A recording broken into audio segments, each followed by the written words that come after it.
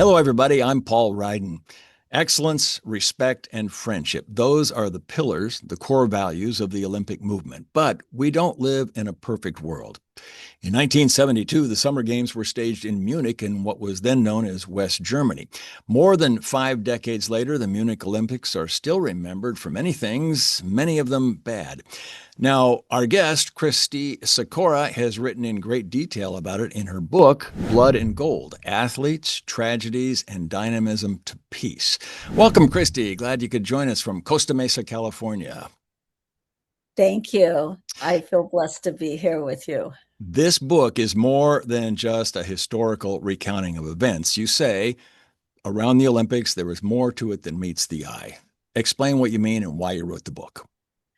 I wrote the book to make people around the world, and especially the people in the United States, aware of what has really been going on in the Middle East for the last 77 years. Um, Most Americans have only been given the opportunity to hear one side. And what I know about history and the truth of history is that events need to have the opportunity of all people that are involved in an event, all their stories told, not just one side, because that can create a very distorted viewpoint of what actually happened. Mm-hmm. Well, how does your book delve into what you've called the injustices, distortions, and political failures surrounding the tragedy of what happened at the Olympics in 72? Because it tells the story, another point of view that we in this country have never been um, exposed to. And with that becomes an enlightened point of view of the reality of what other people, other cultures in the Middle East have been experiencing. Okay. And tell us how this involves the 72 Olympics.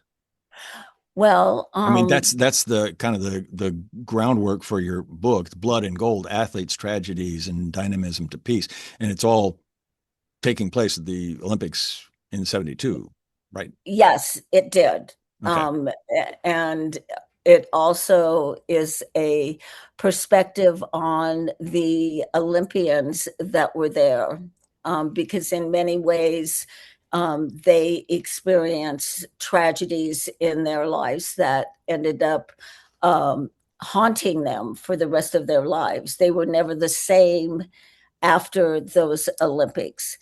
Um, Why? Mainly because um like the basketball team, which is the most famous and the Mm-hmm. most known, because there were 12 members of the basketball team, and what happened there to all of the athletes that lost a gold medal and other medals there was due to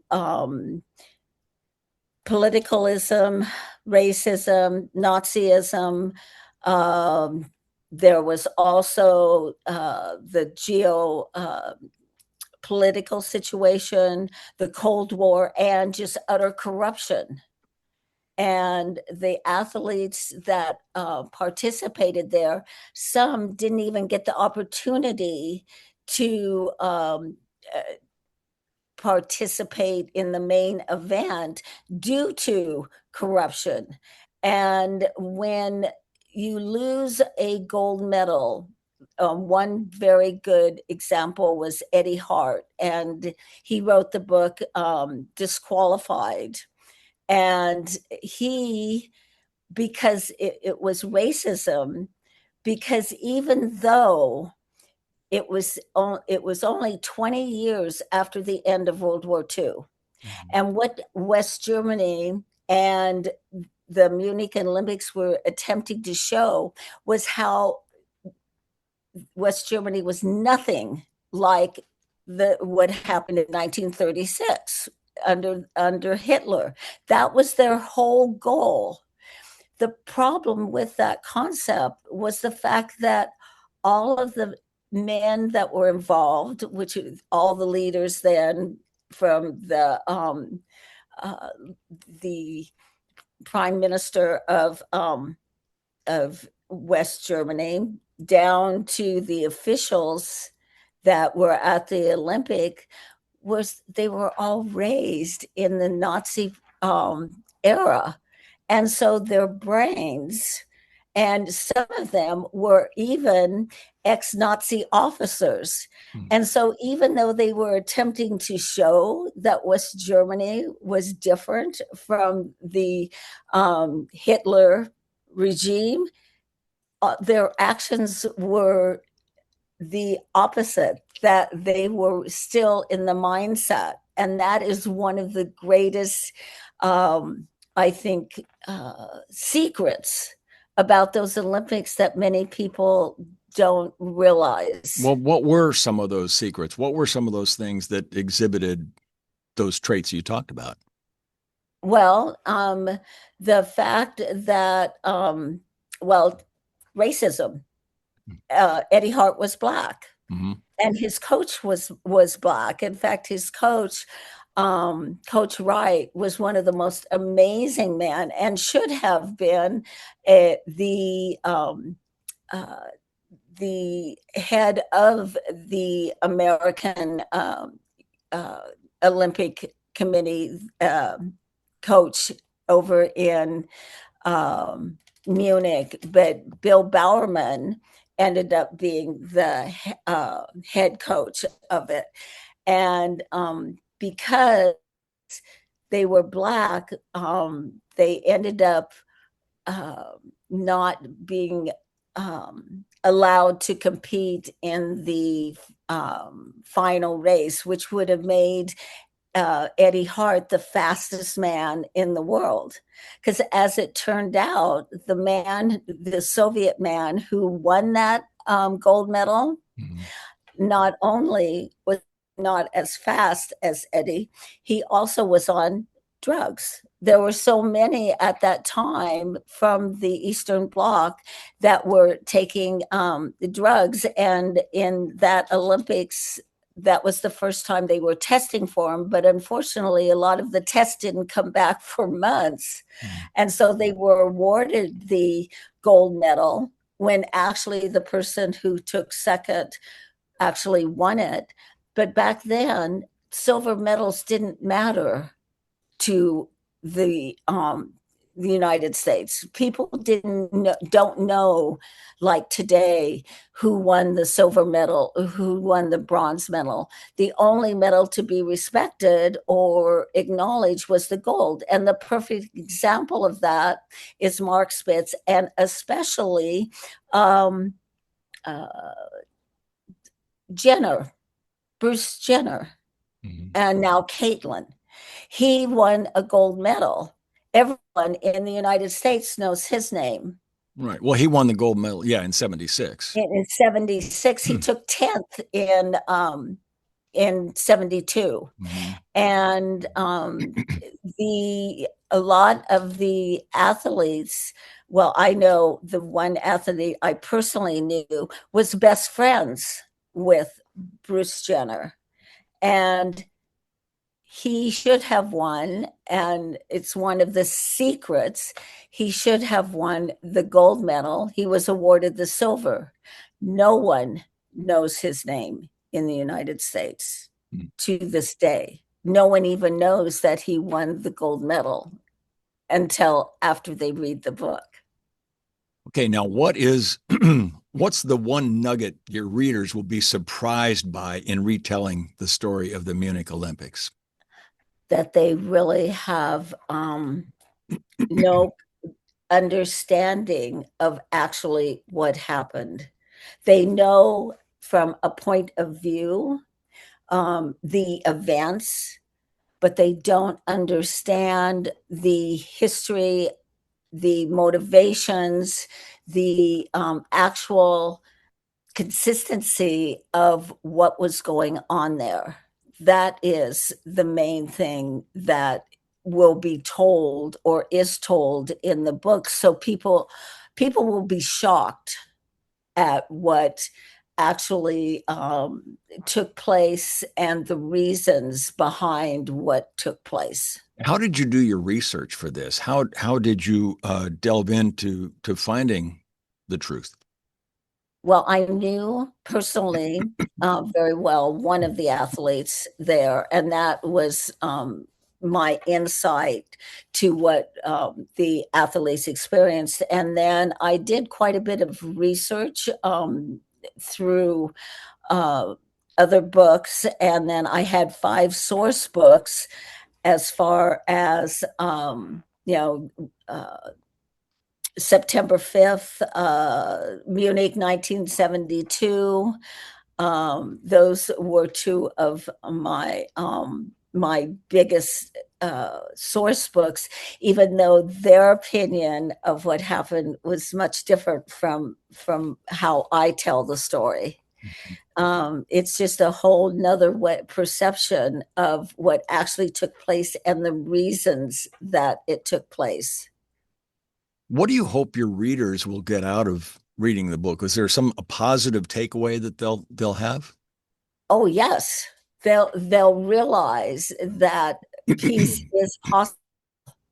They'll realize that each person in the world is responsible, can make a choice for peace, and that it can happen. It's not some sort of dream or some sort of impossible. A lot of people, when I say that peace is possible, they always say, I hope so. Mhm. Well, if hope could create peace, we would have had peace centuries ago. Hope is not an action. To have peace, you have to work at having peace. It is actually a daily commitment within yourself, as well as once you become peaceful within yourself and you shed the light of peace, it's contagious Is and that it can. Oh, go ahead. well? I'm saying that leads me to the Dynamism to Peace International Foundation. Is that what that's all about? And That is what that's all about. what do you It do there? Well, what it is when I first started writing Blood and Gold, I had goals and that I wanted to accomplish by writing this book and for making people aware of what's been going on in the Middle East and the reasons behind it and how we can achieve peace even over there. And Dynamism to Peace International Foundation is my way of reaching around the world for people to start raising their energy, their light energy, and bringing people out of the darkness of war and hate, because that's exactly what war is based on: fear and hate. And when you start, first of all, letting go of fear, and that's even something that has been recently created in this country, is a sense of fear. And as long as you're focusing on fear, you're going to create that fear. When you're focusing on the reality of living a life in love, light, and joy, that's what you can create. That's how I became. Uh, I've had this book, I carried this book for over 50 years in my heart and soul. And I had to let go of the fear of being judged, that I wasn't good enough to write it. I had to let go of all those fears and write the book, knowing that it's going to create. It is the first step to fear. My last chapter. That's all I. The It all focuses on what needs to be done around the world to create peace on earth. And also, I believe that equality for women is also something that has to happen around the world to create that. Because for all these centuries, we have been as a world society, had the loss of all the intellectual gifts that women who think much differently than men, and especially about peace. Women are and children have been the victims of war since the very beginning. They're the ones who, when everything's said and done on both sides, have lost members of their family, and then they have to carry on. I saw that in Europe when I visited 20 years after World War II, and I saw it. I was blessed. I went through 9 Western European and 5 communist countries, and I saw what war does to the minds, the bodies, and the souls of people in every type of situation throughout Europe. And it was heartbreaking.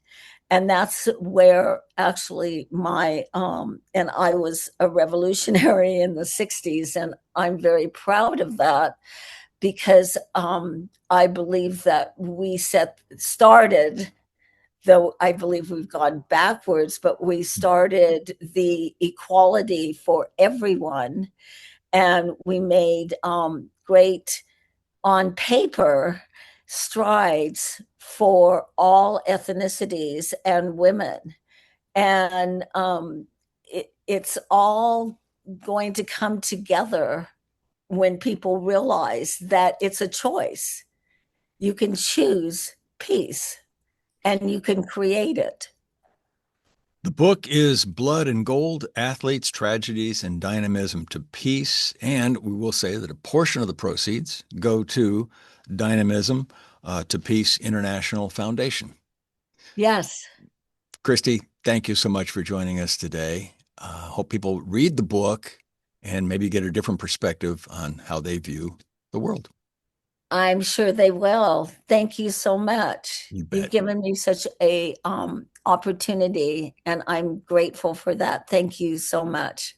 You bet. All right. Well, thank you so much, Christie, for joining us. And thank you, folks, for spending a few minutes with us on the Global Book Network. I'm Paul Ryden. We'll see you next time.